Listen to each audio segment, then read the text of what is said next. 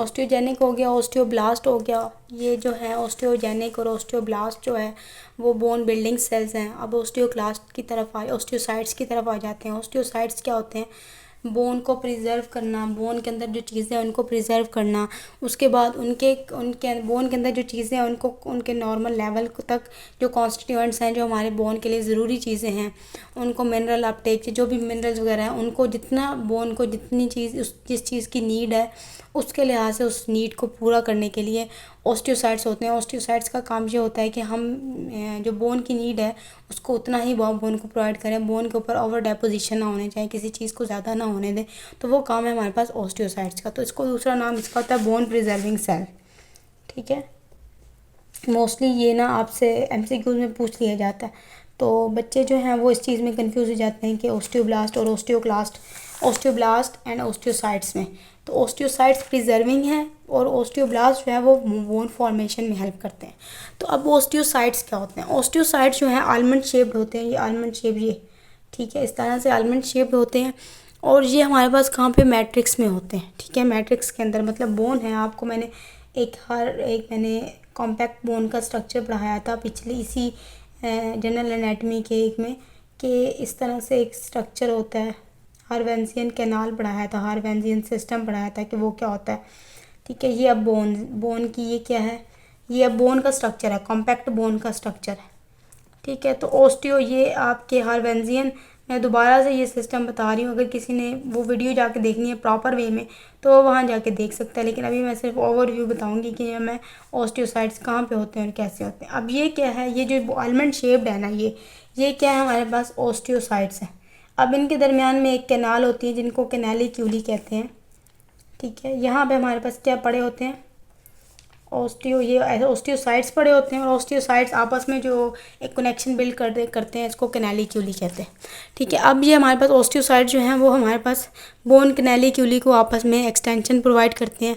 ठीक है, cell membrane ये एक और ये है, और ये हमारे पास osteocyte cell membrane of the bone में प्रेजेंट होते हैं। तो नंबर 1 हमारे पास क्या है? सो ऑस्टियोसाइट जो हैं वो प्रेजेंट इन लैक्यूनाई, इसको इधर लैक्यूनाई के अंदर, सॉरी, ये इनकी कैनाल्स, ठीक है, ये जो कैनाल्स आपस में ये इनको आपस में जोड़ती हैं, इसके अंदर ऑस्टियोसाइट्स पड़े होते हैं। तो ये कहाँ से अगर पूछा जाए तो ऑस्टियोसाइट्स कहाँ पड़े हैं, तो आपने बताना है लैक्यूनाई के अंदर पड़े होते हैं। लैक्यूनाई क्या है? ये एक सेल मेम्ब्रेन के अंदर एक स्ट्रक्चर होता है जिसके अंदर ऑस्टियोसाइट्स पड़े होते हैं, फिर वो चैनल बनाता है, उसको कैनालिक्यूली कहते हैं। ये आप एक दफ़ा टॉपिक जो जाके वहाँ जाके देख लीजिएगा, लैक्यूनाई और कैनालिक्यूली, ये ऑस्टियोसाइट्स इधर प्रेजेंट होते हैं। अब ऑस्टियोसाइट्स जो हैं कहाँ से? Osteocytes are derived from osteoblast से ही ऑस्टियोसाइट बनते हैं बाय मॉड्यूलेशन। और ऑस्टियो इनका साइटोप्लाज्म जो होता है वो पिंक होता है, मतलब एक सेल से दूसरा सेल बनता है, जब एक सेल का काम ख़त्म हो जाता है तो दूसरा सेल्स बन जाता है उससे। तो साइटोप्लाज्म जो है वो पिंक कलर का है।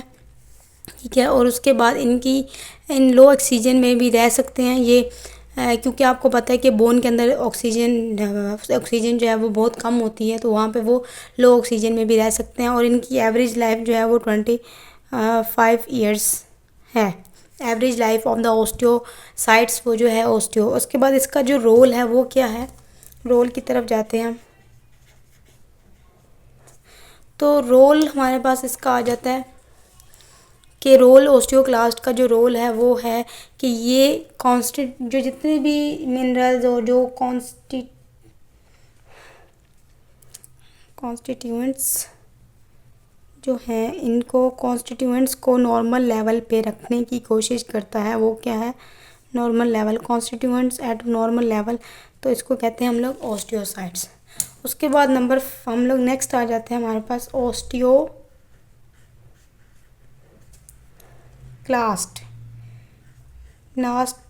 लास्ट इस पे आ गए हम लोग।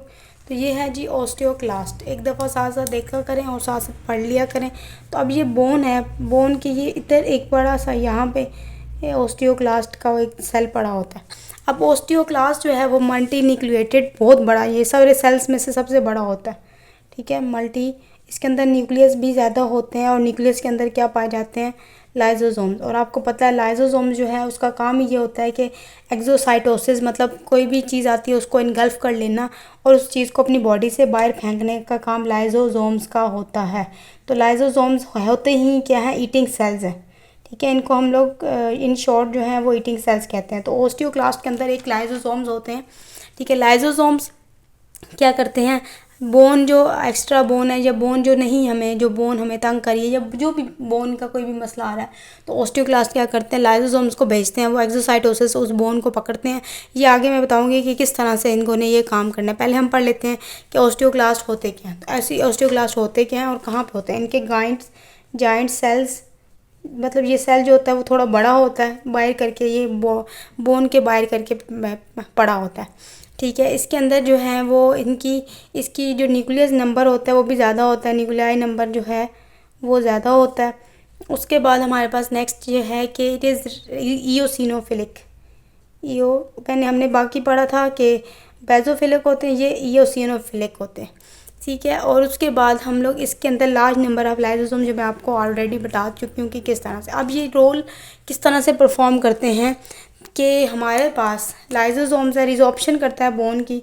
अब हम लोग रोल करते हैं ओस्टियोक्लास्ट की।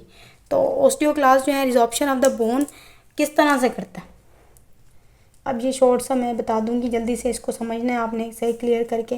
तो इसके प्रोटियोलिटिक सेल्स, लिटिक मीन होता है किसी चीज़ को तोड़ना, प्रोटियोलिटिक सेल्स जो क्या करता है, प्रोटियोलिटिक मतलब तोड़ना, रिलीज करता है प्रोटियोलिटिक सेल्स जो किसके अंदर प्रेजेंट होते हैं, प्रेजेंट इन लाइजोसोम्स।